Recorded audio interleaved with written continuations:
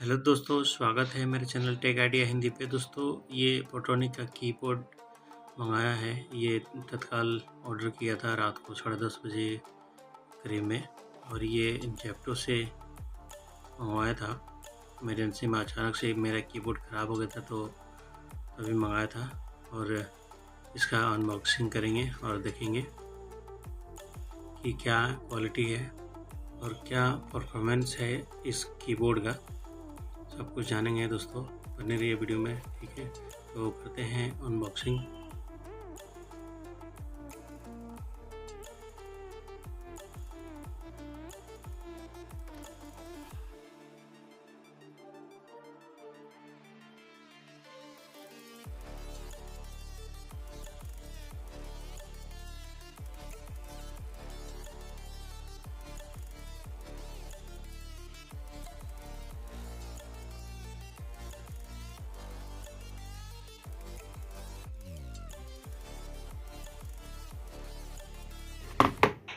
दोस्तों, ये कीपैड का साउंड है, देख सकते सुन सकते हैं इसका साउंड है।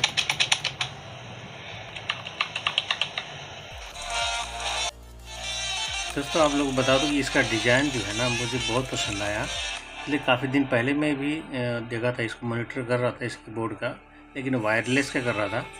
लेकिन ये अचानक से मंगाना पड़ा मुझे, ये वायर वाला 1 मीटर लेंथ है इस स्क्वायर का।